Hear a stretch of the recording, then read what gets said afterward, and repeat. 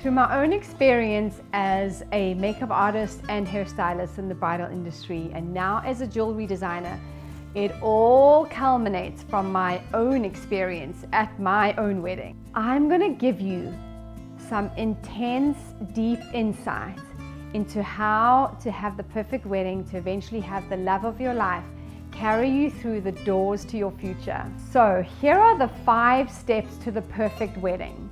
1 is find the perfect partner. So my husband Ben and I had a long distance relationship for about 3 years. In fact, it was exactly 3 years. And when we did see each other, we met with a wonderful pastor for marriage counseling. And so when we started marriage counseling, Ben painted this picture of himself as this wonderful, sweet, delicate lamb, and I ended up looking like the vicious wolf. And the pastor basically said that when you guys are in an argument, the best way to deal with it is that you keep quiet and you think it through, you process it, and you come back to it when you're both emotionally ready. Well, I'm a woman and I have a certain word count, and I'm Greek, which means I speak a lot, hard and fast. And so when we were having marriage counseling, I said, no way am I keeping all this stuff boiled inside. I'm going to tell my husband exactly how it is. So I failed marriage counseling. Number 2 is find the perfect dress.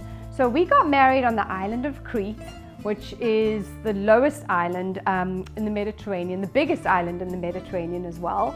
And the only way you can buy or have a wedding dress is by renting one. So I went to a bridal store and I rented the perfect dress. And the week before our wedding, I tried it on. And you're not going to believe what happened. The bride before had cut the wedding dress. So my wedding dress was sitting by my calves. And I had no wedding gown. So I had to go online. I purchased a wedding dress for $100 from the UK. My friends had to bring me this wedding dress, $100 wedding dress, and we got it fitted because it was 4 sizes too big.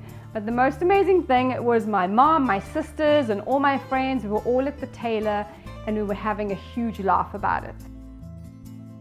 Number 3, looks are deceiving. So when I met my husband, when I met my fiance, he was actually studying at the most difficult university and studying the most difficult degree. So he weighed about 100 pounds, 105. And so what happened was, when we got married in Greece, on the island of Crete, we had saved up all of our holidays. So I hadn't seen him for 8 months. And so I was waiting for him at the airport. This was 3 days before our wedding. And I waited and waited, and I saw him coming in the distance. And he was walking towards me, and I started running towards him. And I don't know if any of you guys have watched Twilight. Do you remember that part when Jacob was running and he rips off his shirt and boom, he becomes the wolf? Well, that was my husband. He had done a raw egg diet. So he was eating 20 raw eggs a day and gymming morning and night. And he ran towards me, and I was like, and I ran all the way back, only because he smelled like Edward. He smelled like a vampire. So the eggs were coming out of his pores. So he smelled like a rotten egg that had been sitting in a sandwich box for about 2 years. It was really bad. Step number 4 is find a responsible husband. So as I said, we got married on the bottom of the island of Crete. And the only way to get to our venue was with 2 buses and a boat. There's no cars and no roads. And my husband or fiance was responsible for our wedding flowers. I got these beautiful white lilies. They were absolutely gorgeous. And his only responsibility was when the boat stopped at the docks to carry the cart of flowers and put them in the fridge. So the next day we were so excited. It was time to decorate our tables. We opened the fridge, no flowers. So we got friends and they opened up my husband's hotel room door, and there he was happily snoring away, surrounded by dead flowers. Step number 5 is find that person who's going to carry you through the door to the rest of your life.